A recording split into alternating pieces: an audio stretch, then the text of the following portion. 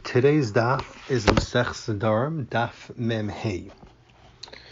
So the Gemara just had a stira in the Brises, and the Gemara wanted to know. Gemara said, "Especially according to our Banan, so you could say that the first Brisa is talking about the din of Ramon, and that's why."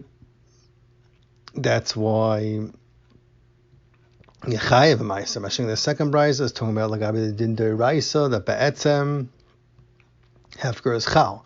Mashing according to Rish Lakish that learns the first brisa is talking about Rabbi Yosi is going like Rabbi Yosi that even Mid'Oraisa the Hefker does not go out of Rishus of the Mafkir before somebody else is zeichen it. Then why? How come in the second brisa someone's mafker is karam and then he backtracks, then he's pater min ha'maisa? L'cher he's chayz from the hefker. So according to Rabbi Yossi, he should be chayv in ma'is min deraisa since the hefker never left his rishus. So l'cher it's steering the two brises according to Rish Lakish and Rabbi Yossi. Zakni Gemara Amar L'cha. Rish Lakish answers Ki Amri Ano. So the first Gemara is Taras. The Gemara is saying Ki Amri Ano. That when, even though he said that the first brisa is going to Rabbi Yossi, but Hakrabanan, the second brisa that says that you potter from Meiser, that's tagging on like the Rabbanan. Now the Gemara is going to say another teretz to it on the top of Mem Hey Amid Aleph. It's like the Gemara. So Gemara, Iboy same. I'll tell you another teretz. Had Afre Bampe train the Brisa of Mafker Sadeyu is talking about being Mafker in front of two people. And B'chahai Gavna, the Hefker does not go out of your, even if he's Mafker, does not go out of his Rishus until another person's Zeichen. And therefore, if he's Chayzer, he's Chayav Meiser. So that's Pshat in the first Brisa. It's talking about he did Hefker in front of two people. V'ha and the brisa of Mafker Karma is talking about the Afker Ba'apitlasi. Mafker in front of three people, and then Rabbi Yossi's moida that the Hefker goes out as Rosh Hashanah right away, and therefore you potter from Meiser when Chayzer and you Zeichem in a Hefker. Why? Because you hold that's what's considered a proper Hefker, Afker Ba'apitlasi. So Zakti Gemara, where do you see there's a chilek to mafker if you mafker in front of two people, mafker in front of three people? In the name of Shimei Yitzhak says, "Call a mafker b'fnei shloisha have a hefker." If someone's mafker in front of three people, it's hefker gomer, even to be pater from meiser. But b'fnei shnayim lo have a hefker. It's not considered hefker gomer.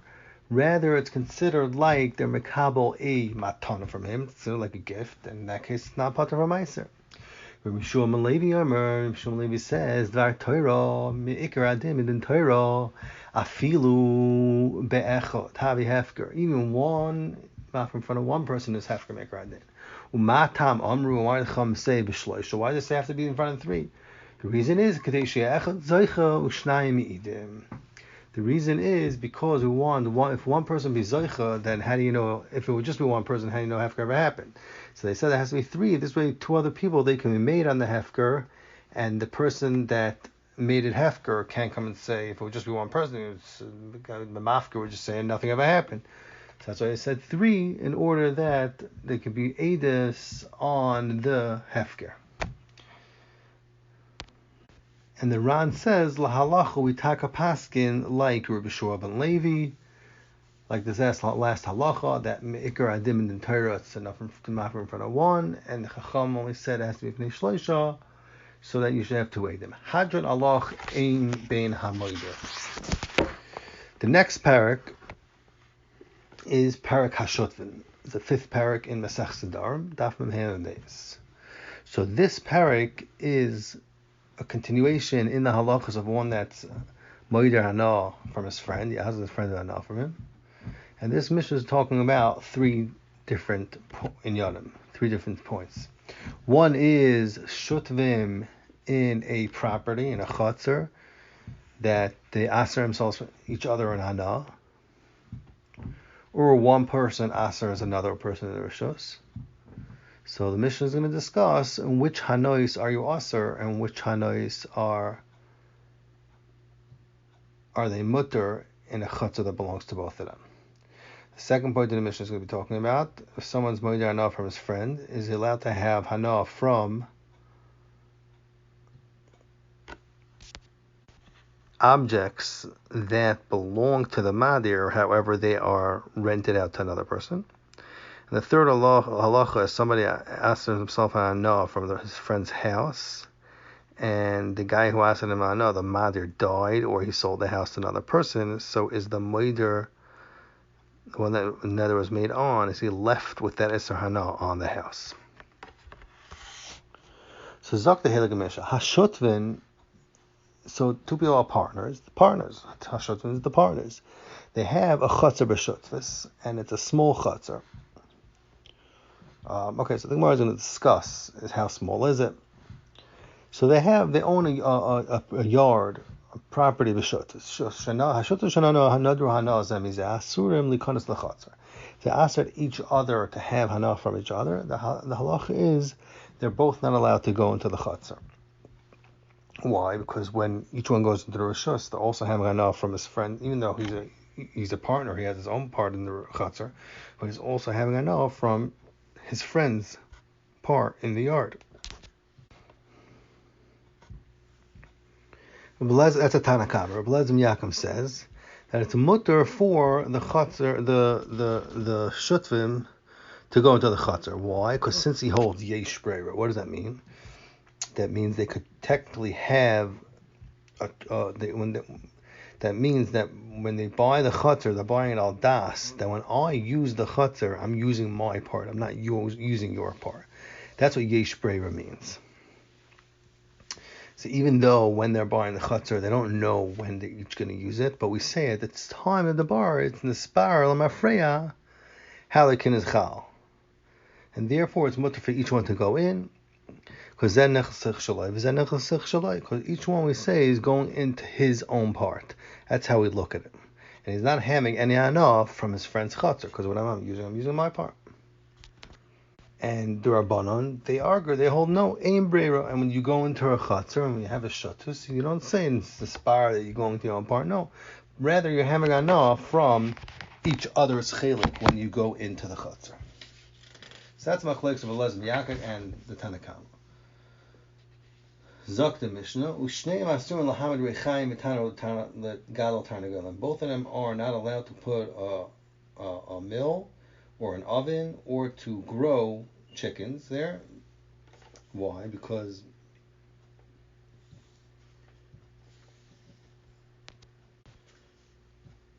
why